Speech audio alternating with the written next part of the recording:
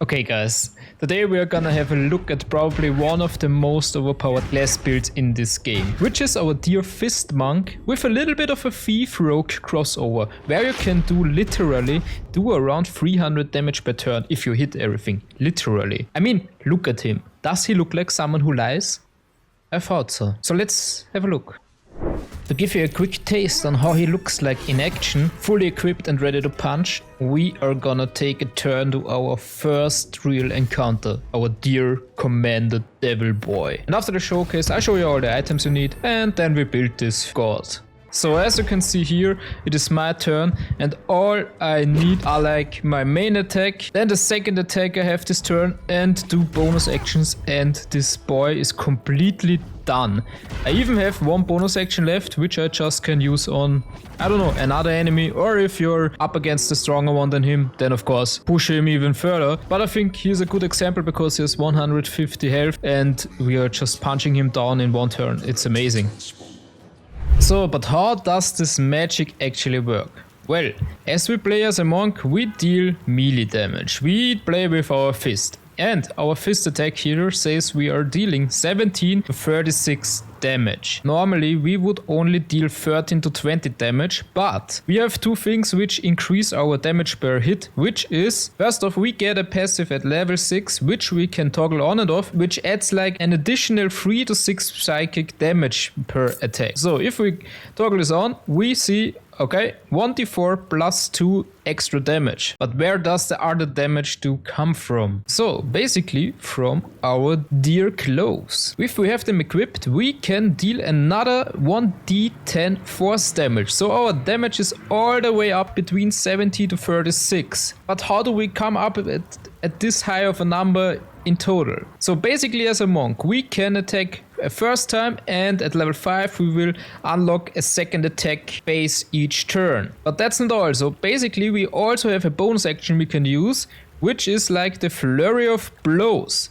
There are 3 variations, but the main thing here is you can see they deal 6 to 20 damage. But you have to imagine that this one here will also add the psychic damage, the passive, and the 1d10 of force damage. So this is basically does the same damage unarmed strike. And if you read this here, we don't only punch once, we punch twice in this bonus action. And since we are a Thief Rogue in the multi-class, we also get another bonus action because this is the ability from the Thief Rogue. And what we can also do, here we have the Wholeness of Body spell, which if we use this, you can see we got another bonus action. Of course you have to consider that this is only for 3 turns and once per long rest. So you can't use this all the time, but basically if you're by a boss fight or something else, for 3 turns you have like each turn 8 attacks with the damage between 17 and 36. Which comes up to a total of up to 300. And as you can see here at my stats,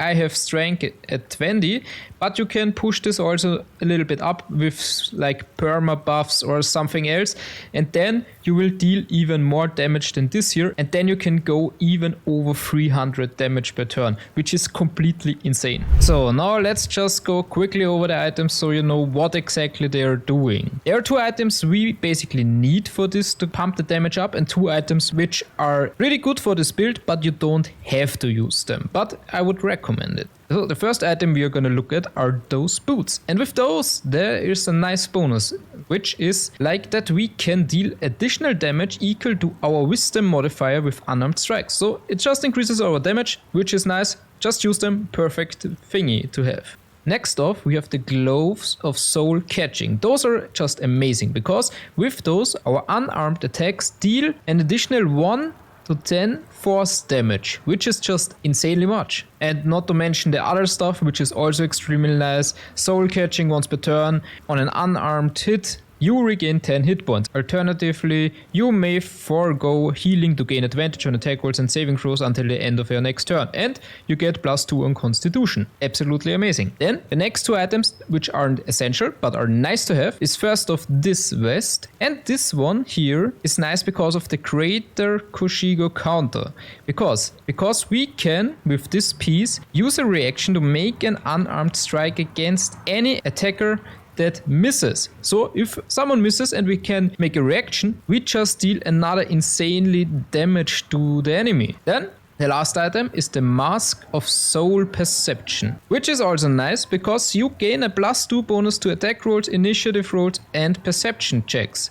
Absolutely amazing. So with those things, you're just getting the absolutely peak play. But if you have other items in mind which could go well with this build, let me know please, because I'm always open for ideas and improvements, of course. So let's go over to finally create our character. We will of course have to choose at first our race, and for our race we will go with the elf, and for our sub-race the wood elf, just because of the main reason that we have an increased movement speed by 1.5 meter, which is nice because with this build and as an fist punch monk we will run a lot around and each additional meter is nice. For the class, of course the monk, what else? So for the background I will go with the outlander because we will push our strength at the ability points pretty high up. So this background makes just sense for it. And at last, of course, the ability points. In this case, we won't go with the recommended one. I will push up strength all the way to 17 because this is going to be a strength-based build. And second, I will put a little bit into Constitution and the rest into Dexterity and Wisdom. Dexterity because we always need Dexterity for each build, there is no way around it. And Wisdom because we need this for our Wisdom modifier, which will also increase our attack damage in this build. And at last, of course, we have to create a dangerous character, dangerous looking, which you wouldn't want to fight. And this is my outcome. Pretty sick, right? I don't know how it happened. So let's go over the leveling process. At first off, for level 2, there's nothing to do. At level 3, we make our first decision, and this is the subclass, and we gonna choose, of course, the Way of the Open Hand, because there we get the super nice bonus action punch, double punch thing, okay? Which has the 3 variations of topple, stagger or push, which can be nice to use in different variations, just depending on the situation, of course. At level 4, we are gonna choose our first feat. And here we are, of course, choose our dear Tavern Brawler. First off, we can increase our strength then from 17 to 18, which is absolutely amazing. And the other part, as you can see here, Tavern Brawler, when you make an unarmed attack, use an improvised weapon or throw something. Your strength modifier is added twice to the damage and attack rolls. Absolutely amazing. So let's see how strong this build is with just level 4, without anything equipped, etc. and completely alone. To try this out, I just went into the Underdark and I tried to fight those first spider encounter, which I have to say at my first time of meeting them, it was kinda more difficult than with him alone. Because look at this, I sneaked up to the first one, I just straight up killed him. Next one, I just straight up killed him too. I mean, I already got a lot of damage, but then with a little bit of luck, the enemies missed a few things. I even managed to decimize the third one, and then the last spider got me. I had no chance anymore. But I mean, completely alone without anything, I almost got all of them, and each of them was basically a one-turn kill with him. It's just so strong. And if we imagine in the next turn, we get our second attack, so this would be even easier. So it's just so strong.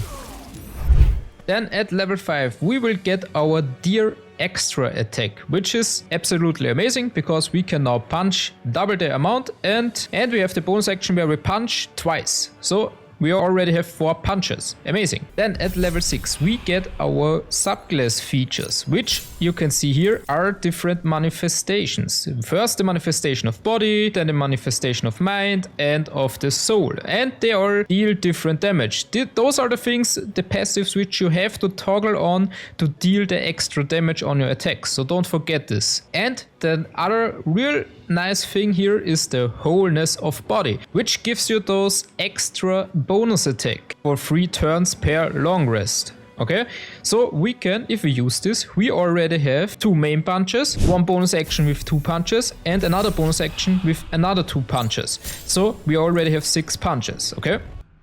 So let's test out how this character is at level 6. If you were in the Underdark, you for sure remember our dear spider matriarch. So I tried it on this spider. And I had to be a little bit sneaky so I can land somehow a first bonus toggle attack so the spider gets prone. But I managed it, and just look how insane this is. I basically just halved her life with the first attack, and then in the next round I just finished her completely off. It is just absolutely hilarious. Because you're just punching her. Just a little punch in the face and she's completely done.